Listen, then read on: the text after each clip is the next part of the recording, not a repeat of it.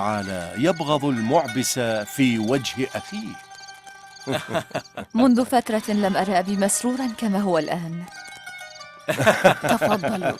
جزاكم الله خيرا أن أدخلتم الفرحة والأنس علينا في هذه الصحراء القاحلة. لقاء الأحبة يجلي الهموم ويشفي من القلب ما قد ألم به. جاء الله عن قلبك الهم والغم يا ابن عباس. حدثني أكثر عن أبي، عن اليوم الذي تشرف فيه بخدمة رسول الله. أجل، ما أعظمه ذلك اليوم الذي عاد فيه أبوك مع جعفر بن أبي طالب من الحبشة.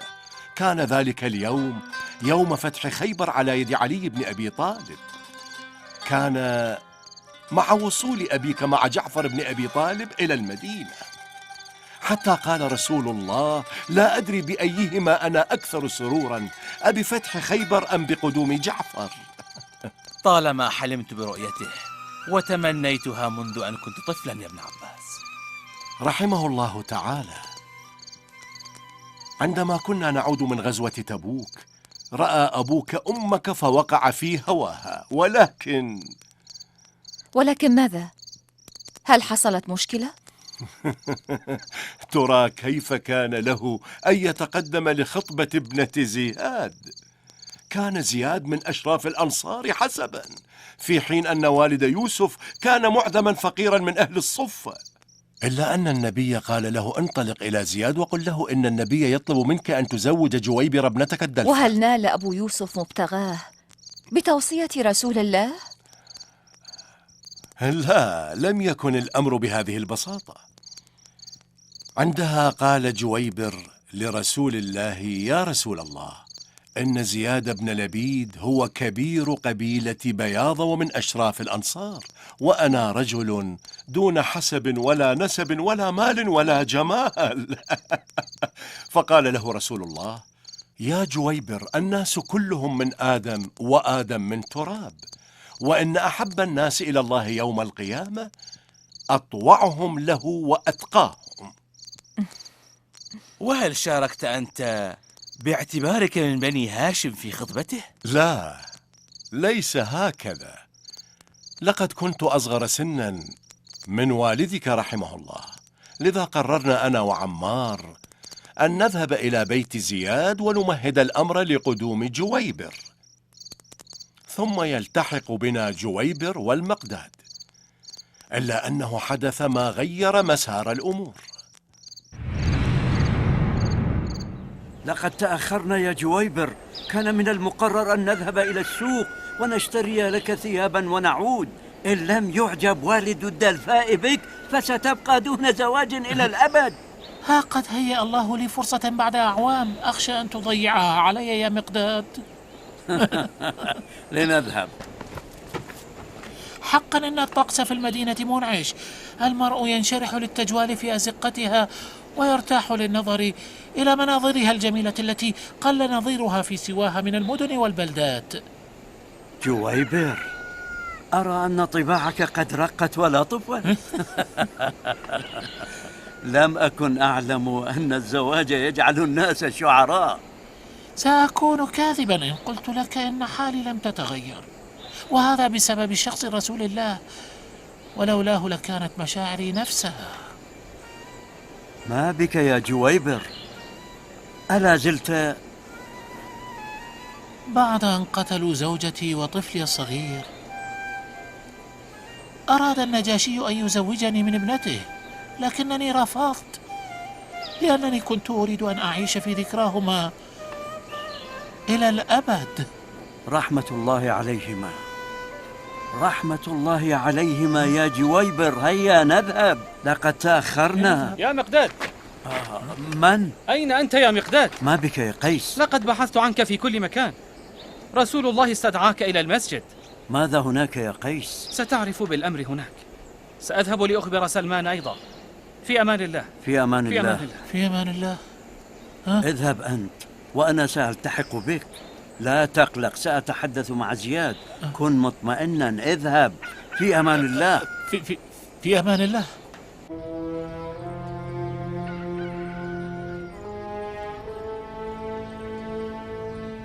هل سيوافق؟ لن يوافق طبعا، ولكن ربما ينصاع لأوامر رسول الله ويفعل ما أمره به رسول الله.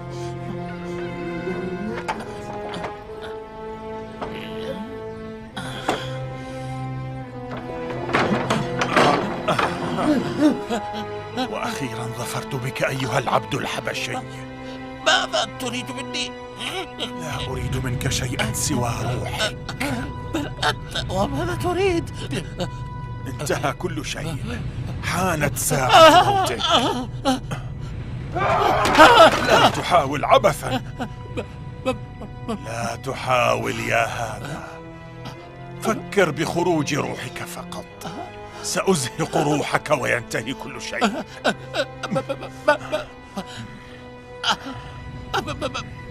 ماذا تريد مني؟ ما فعلت لك كي تنتقم مني؟ ما الذي فعلته لي؟ لقد أفسدت علي جميع آمالي، كل آمالي. أنا لم أعادي أحدا. لم تعادي أحدا؟ لقد حطمت حياتي، لقد نغصت علي عيشتي في عز شبابي وضيعت جميع آمالي وأحلامي. أنا لم أشارك في حرب ولم أسعى للإضرار بأحد. ألم تكن مستشار النجاشي في الحبشة؟ ومن أين علمت بهذا؟ جيد، تريد أن تعرف من أين أعرفك؟ بما أنك تريد قتلي فأخبرني بسبب ذلك على الأقل. تذكر يوم هرب أصحاب محمد من مكة والتجأوا إلى النجاشي في الحبشة؟ أجل أذكر ذلك. أتذكر ذلك؟ وكنت يومها محل ثقة النجاشي واعتماده، حيث كان يستشيرك في كل صغيرة وكبيرة. وهل هذا ذنب يجب أن أعاقب عليه؟ أجل، فقد أشرت عليه حينها بمشورة أفسدت علي كل شيء. ابن الوليد؟ أجل، حقا لك أن تتذكرني أيها الحبشي، فلطالما نقضت علي أمري ومنعتني من تحقيق أهدافي. عن أي أهداف تتكلم؟ ما شأني بهذا؟ أتذكر يوم جئنا أنا وعمرو بن العاص إلى الحبشة لكي نعيد جعفرا وأصحابه إلى مكة لينالوا جزاءهم؟ أجل. أتذكر عندما بدأ جعفر يتحدث عن دين محمد للنجاشي؟ ماذا فعلت أنت؟ ذنبي أنا يا ابن الوليد؟ لقد استشارك النجاشي في الأمر، فأشرت عليه بعدم تسليم جعفر ومن معه إلينا. هذا فقط؟ وهل هذا ذنب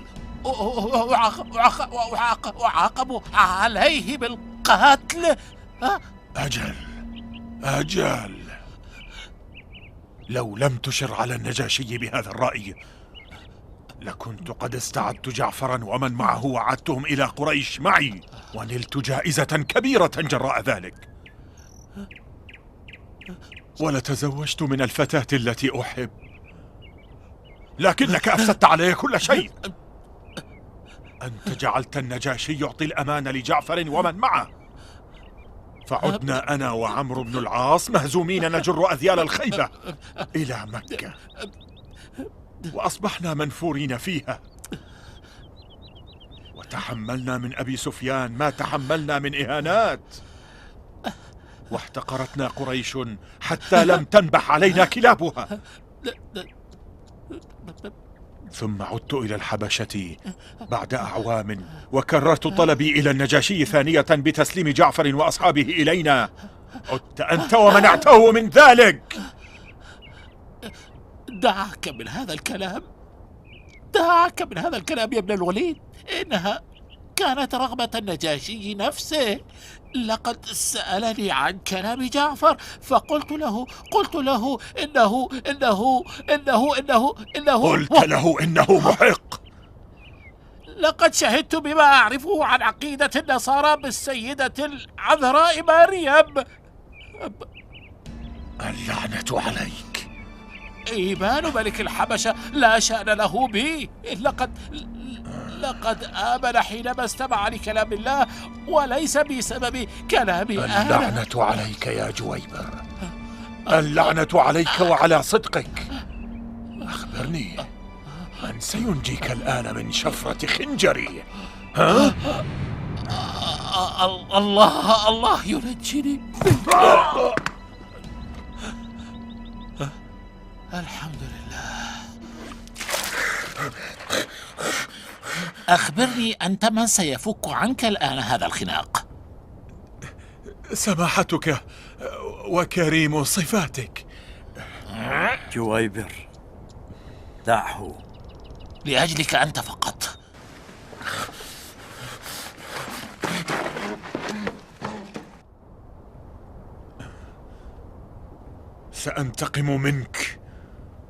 سأنتقم منك أيها الحبشي الأسود. أي أسلوب هذا الذي تخاطب به الآخرين؟ لقد ولى زمن الجاهلية، فما هذا الأسلوب في التعامل مع إنسان مثلك؟ إنسان؟ الظلم الذي ألحقه بي هذا العبد الحبشي لن يغفر أبدا. ثق أنني سأقتله. اللعنة عليكم. أترى يا مقداد؟ أترى؟ لقد آمن النجاشي بمجرد أن سمع بكلام رسول الله من دون أن يراه، أما هؤلاء فقد رأوا رسول الله وسمعوا كلامه وشملهم لطفه وكرمه ولا. جويبر، دعهم يا جويبر، إن زيادا وابنته ينتظراننا، فلنذهب. وأنا أيضا أريد أن نذهب، ولكن بهذا الحال. لنذهب يا جويبر، لنذهب. يا لها من قصة عجيبة. وماذا حدث بعد؟ لم أخبرك بعد بما جرى عليه بعد ذلك. وما الذي جرى يا ترى؟ لا شيء. لقد ذهب إلى خطة الدلفاء، إلا أن أباها رفض ولم يقبل تزويجه. عجبا، أتعني أنه خالف أمر رسول الله؟ كنت أمزح. في البداية لم يقبل، إلا أن الدلفاء نفسها قالت لأبيها إن جويبر لا يكذب على رسول الله. لذا ذهب زياد إلى النبي ليتأكد من الأمر، فقال له رسول الله: إن المؤمن كفء المؤمنة، وجويبر رجل مؤمن وهو كفء ابنتك، فلا ترغب عنه يا زياد وزوجه ابنتك. فعاد زياد إلى البيت وأبلغ ابنته الدلفاء بما قاله رسول الله، فقبلت الدلفاء وطابت نفسها. وهكذا تم ذلك الزواج الميمون بعد أن هيأ لصهره أسباب الحياة الزوجية. قصة عجيبة. وهكذا أصبحت الدلفاء الفتاة الجميلة ذات الحسب والنسب زوجة رجل معدم وفقيه، لا حيلة له سوى الإيمان بالله ورسوله. الحمد لله.